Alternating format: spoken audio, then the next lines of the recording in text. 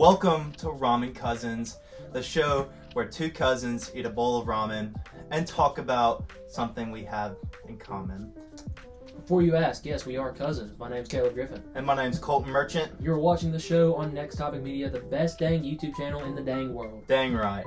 Make sure you subscribe for more content like this and enjoy some of our other shows. We make amazing content and I love watching it. I love watching it too. I watch it every day pretty much. It's what I wake up to. Really it is. So Colton, what ramen you got going today? Today, got the classic chicken ramen. Can't wait to dive right into this bowl. It's really just childhood for me. Yeah, it is childhood for me as well. You put butter in there too, didn't you? I did put some butter in here. It's a life hack. It doesn't make it just unappetizing if you don't put the butter in there, but it enhances your experience. Today I got the pork ramen going. Wasn't the biggest fan of the pork last time I tried it, but I think I'm gonna give it another try because generally I like pork. So yeah, I need to see this reaction because I'm a fan of the pork. I'm typically a big pork guy myself, but I wouldn't say it's better than chicken. Chicken's probably got to be the best. Chicken, in my opinion, is the best. Mm-hmm. Oh yeah, that's a good one. Well, as you mentioned, chicken ramen being such a big part of your childhood, another big part of our childhood was a beloved children's cartoon called Spongebob SquarePants. There he is. And today we are going to give our top 10 Spongebob episodes and talk about what makes the show so great and why it's considered one of the greatest cartoons of all time, one of the greatest shows of all time. Probably one of the greatest TV shows of all time. Yeah. Not just stopping at cartoons. Not just talking about cartoons. If you haven't, go watch our top 10 TV shows video. We both have, spoiler alert, we both have the show in our top 10. And, just kind of talking about it a little bit to begin with, I think me and you kind of both agree the first maybe 6 seasons is just comedy brilliance. First 6 seasons, it's comedy brilliance. I would argue maybe even the first 5, but it's kids today aren't growing up like how we did. I honestly truly believe, and I know we got some Next Topic Media who will highly disagree with this. It's okay. They just don't get it, I guess. The first 3 seasons of SpongeBob can compete with any comedy show or movie to ever exist and probably win. It is some of the most brilliantly written comedy, I think, to exist in the first 3 seasons. I know. Without a doubt. So, I mean, it's just... I would say SpongeBob shaped my humor, and it shaped who I am today. Coming in at number 10, a classic line, a classic quote called "Just One Bite." The classic quote being, "You like Krabby Patties, don't you, Squidward?" You like Krabby Patties, don't you, Squidward? The whole slow motion Squidward taking a bite of the Krabby Patty, followed by SpongeBob just biting at his fingernails and then him digging it out of the ground after he stomps it. Haha, I remember my first Krabby Patty. What's gonna happen? Am I gonna blow up? It'll go right to your thighs. My thighs. Then you'll blow up. Just classic SpongeBob humor. Hilarious episode, and a good number 10 hole or spot, I believe. But a step above our Just One Bite is a classic episode, the Fry Cook Games. It's really deserves a spot at number 9. I mean, it could arguably be higher. Just a great episode. Just from the very beginning with the ceremony opening and I now declare the Fry Cook Games open. And then it catches on fire. It's classic. And the announcer comes in and is like, "I am a realistic fish head, and this is the Fry Cook Games." And here, seeing the pass between Plankton and Mr. Krabs, like, who remembers when Plankton won the heart of millions by performing a perfect onion ring routine with a broken antenna? And then, what did Krabs do again? The pickle barrel. The pickle barrel. And my personal... Sorry, I have ramen in my mouth. My personal favorite moment from this episode is when the big guy is carrying Patrick on his back. Plankton's introducing him, he's like, "Be prepared for my champion." He's like, "Those with weak souls should leave the stadium." And the big guy's like, "I gotta get out of here! Too late!" Number 8. People might think this is too low, but I think it's perfectly placed. Chocolate with nuts. I mean, it is just a banger of an episode. Yeah, they keep getting conned by that same dude, and it's just like, we need a gimmick to get people to buy our stuff. Patrick's like, I know. Let's get naked. You know, let's save that for when we're selling real estate. Like, it just doesn't make sense. Like, what did that guy say to us that made us buy his bags? He called us mediocre. That's right. He made us feel good. He made us feel good. I'm going back to buy more bags. Wait, Patrick. He just Freeze frame, just Patrick's goofy face. One of my favorite ones is like when he opens the door to a new house and he goes, "I love you," and he slams it. It's like, I think you're laying it on a little too strong there, Pat. That's one of the first things, or one of the things I wish I could go back and watch for the first time, because I just remember crying a lot from laughter, which is, hello? I love you. And then the consman at the very end, it's like, I've got skin made of paper and my bones are made of glass. Every day I wake up, I break my arms, and every night I break my legs. It's just so funny. Up next on our list, a very proud spot at number 7 is Club Spongebob. Welcome to our club. Welcome to our club. Welcome Squidward. Welcome Squidward. Welcome Squidward. Welcome Squidward. That's when they tell us at the beginning, when they tell Squidward he couldn't fit. He's like, "I'll have you know, I'm part of 7 exclusive clubs in Bikini Bottom." What'd he say? Something about his nose. Squidward, you and your nose definitely can't fit in here. And of course, just the whole magic. The magic conch. I thought this episode was called the magic conch. Yeah. I had to recently learn that it wasn't, but I mean that's just how I refer to this episode as. It's like, it's like, are you okay? It's like the magic conch. He's like, magic conch. You mean like this? Club member. Magic conch. What should we do now? Nothing. They just sit there. All hail the magic conch. Oh, my magic conch told me to come find you guys.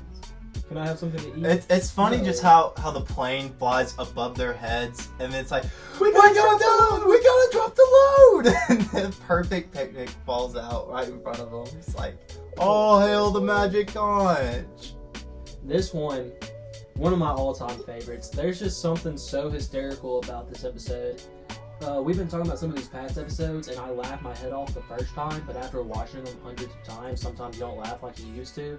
This is one that gets me every single time I watch it. It's the training video. The training video. I don't know if it's really the music. Good. I don't know if it's the narrator. No, dude, the narrator. Something about the narrator sells it for me. So good. Sounds like a lot of hoopla. Sounds like a lot of hoopla. Hoopla! Sounds like a lot of hoopla over these Krabby Patties. Do you think he's gonna order A, a sofa, B, an expensive haircut, or C, a patty? Squidward, remember, poop! Up next, moving into the top 5, we have one of the earliest and most classic SpongeBob episodes on here, the pizza delivery episode. Everyone remembers the Krusty Krab pizza song. It's not just a boulder, it's a rock. Just another classic line. Back it up. It's like, backing up, backing up, backing up. Well, you backed it up. You backed it up into the middle of nowhere! I can show you how the Pioneer 6 type. Squidward's just slapping on his knee. He starts chewing the worm, and the truck driver's like, break dancers!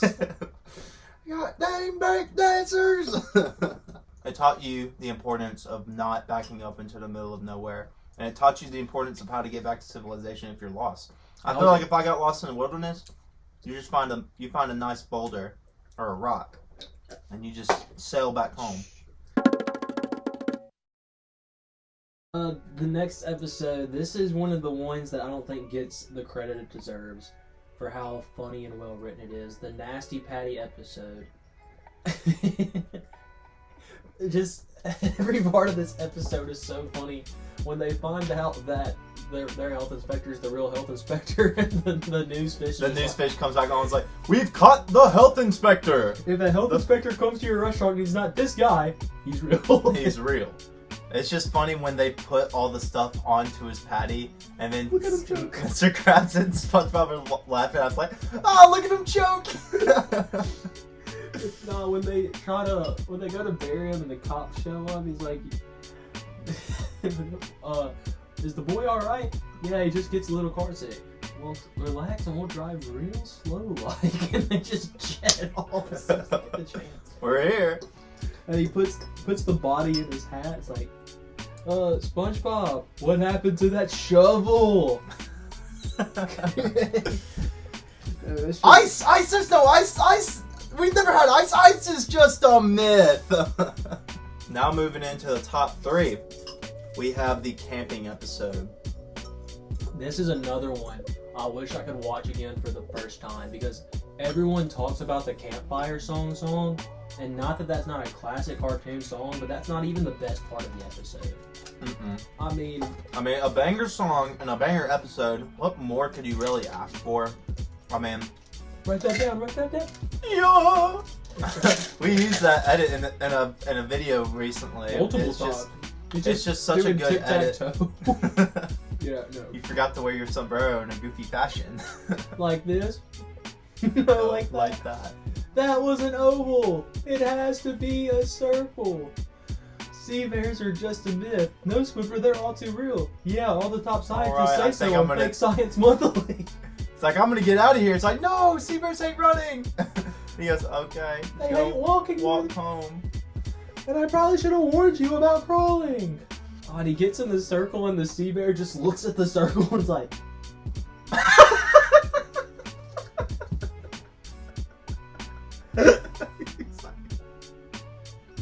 He's like that. Yeah, he just drools.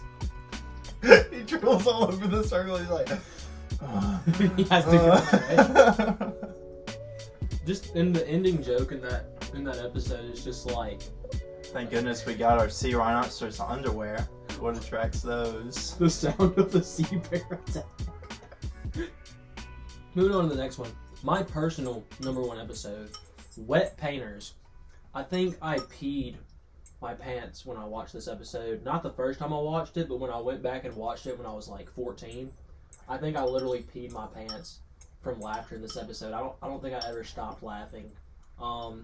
Just from the super special secret assignment part, and then the what could be worse than a giant paint bubble? Oh, I know. Wait, 2 giant paint bubbles. I don't think this bubble can get any bigger. Nonsense! It's so quotable. Air pumping it, dude. And then the whole thing with the dollar bill, like I could just take any dollar out of my wallet and hang it up, and crowds would never know the difference. Patrick, pull out a dollar. I don't know where you're going with this. Oh, hey, look, $1. Patrick, our butts are saved. He just starts shoving it into the vending Pat, machine. No! Grab it, Pat! No! SpongeBob, what are you doing? Oh, you know, just hanging around. Boo! Did you get paint all over me first dollar? And then did you draw on it with crayon? I don't know. I thought, maybe he'd buy it. It is one of the most classic episodes, and it's so funny, very quotable. I feel like I could quote the whole episode. They're like every time he says something like "Flapjacks, what's that?" They're just like on their knees begging. He's like, "You messed up my dollar, Grandma." They just and they just kind of look at each other like, all the dolls in this doll-o-rama were perfectly organized. And you two thought you could get away with it. Moving on to the #1 episode, the one that when you say SpongeBob, it's what I think of. It's what we can quote. It's what I can still quote and laugh about. It's Band Geeks. A proud ovation. I'm not standing because we'd be out of frame, but it's a proud spot #1. Absolutely. It is just too funny for it to be a kid's show about talking sea animals, and it's just way too good. Like, there's in every scene there is something that Squidward is saying. It's definitely the funniest Squidward has ever been. Like, I don't think there's an episode that even holds a candle to how funny Squidward is in this episode. It's too bad that didn't kill me. Dude, he's just playing his clarinet, and there's a knock on the door. It's like, "Yeah, we're from the animal hospital across the street. Who knows? You have a dying animal on the premises." And then he gets a phone call. Sounds as though you got a dying animal on the premises. He answers like this. House of unrecognized talent. Squidward speaking. Still playing this cash register, Squiddy? William Fancy Stone. From band class. I love the drumstick thing. It's like... Too bad that didn't kill me. One of my favorite scenes is when they go up into the bubble bowl. It's like, oh, we must be in one of those nuclear dump wastes. It's like Miss Krabs like, I think I'm gonna be sick. Oh, that's another thing I wish I could watch for the first time. Just when SpongeBob starts singing for the first time, it just... Yes, dude. It's too epic. Just so confused for a second.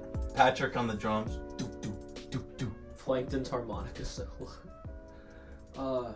People sound loud when they want to act good, right? Correct! On second thought, maybe we should play so quiet they'll leave. Maybe we wouldn't sound so bad if some of us didn't play with big meaty claws. Big meaty claws! Well, these claws ain't just for mating. Bring it on, old man! Bring it on! No, people, let's be smart and bring it off. Kicking, I want to do some kicking. Whoever's the owner of the white sedan. You left your lights on. Oh man, is mayonnaise an instrument? No, Patrick, man. You can just hear the disappointment. It's like, horseradish isn't an instrument either. He just knew what he was gonna say. Even when Squidward walks in to the band hall and there's like blah blah blah blah blah blah blah, like nobody's No, they're not talking. It's just blah blah blah blah blah blah. Now we get into our favorite segment on this show, Steamy Noodles Hot Takes, where we give a hot take about the topic of discussion. Today's topic of discussion being SpongeBob. Would you like to start? Yes, I would. Now, this show was a big part of my childhood, and the hot take I'd like to give to the parents out there.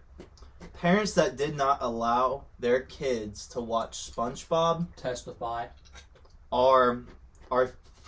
are criminal.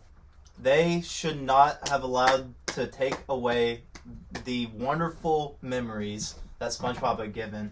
It's tough to quote SpongeBob and then the guy next to you goes, "Man, I never watched SpongeBob. My parents didn't let me." Yeah, I know. It makes me mad. It's like I wish they got divorced and then you got a stepdad and then he let you watch SpongeBob. Like that's how serious. That's how serious it gets.